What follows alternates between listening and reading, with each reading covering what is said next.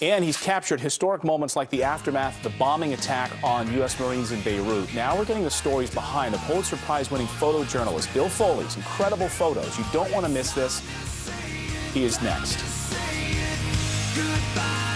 All right, well, from Egyptian President Anwar Sadat's last moments to the heartbreaking aftermath of the bombing of the U.S. Marine Corps barracks in Beirut, Pulitzer Prize-winning photojournalist Bill Foley's iconic photographs have left their mark on history. And now they can be seen together at a brand new exhibit in Indiana. Bill Foley joins us now on the couch to share some of the stories behind these amazing pictures. Great to see you. Thanks. That picture of Sadat, I'll never forget it. That was on the front page of every paper. Right. When was that? Was that right before his assassination? It was 10 minutes before he died.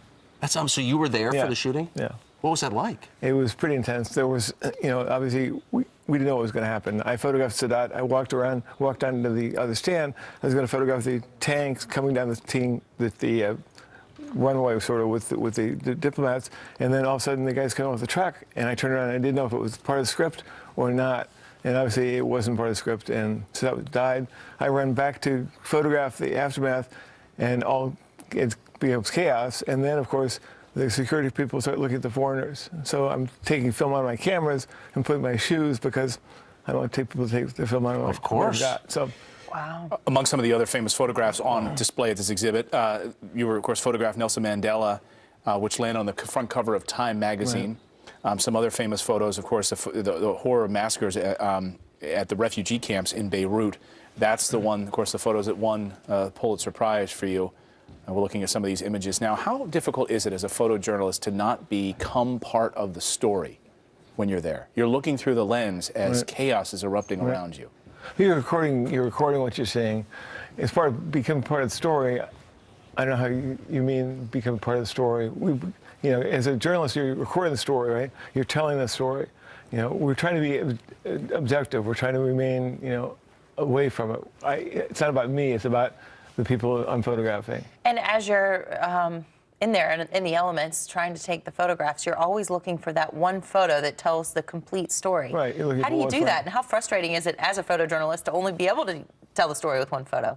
Well, it's not frustrating. It's this is what we do. This is how we do it. We look at the world. We look at one frame. We figure out a way to make that picture work for everybody. Well, what's the most afraid you've ever been? The most afraid I've ever been? Well, I guess when being strip searched and a gun in my head was pretty scary. Where were you? In Beirut.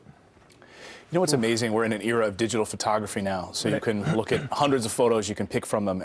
You're taking a lot of these photos. You don't know what they're going to look like till you get back to the dark room. What does that anxiety feel like when you're back in the dark room hoping you got that shot? Well, and for most photographers, even in the film world, we knew what we had. Even though you couldn't look at the back of the camera and say, "Oh, look, I've got it. It's perfect." You knew, if you'd been doing it for a certain amount of time, you knew you had it. So I pretty much knew when I had it. And so I go back to the darkroom. Your big worry is screwing it up in the darkroom. Yeah, of you course. don't want to screw it up in the darkroom. Right. Have you ever? Oh yeah. I mean, I'm human, right? So of course I've made mistakes. Wow, Bill Foley. This is it's an honor to have you here with us. Well, thank you, sir. And thank you for explaining the story. And the exhibit we should mention, it's called Art Meets News, and it runs from yesterday, the 28th, through July 19th. And where exactly is it? The Indiana State Museum in Indianapolis, Indiana. National treasure. Bill, thanks so much. Bill. Thanks so much. Thanks.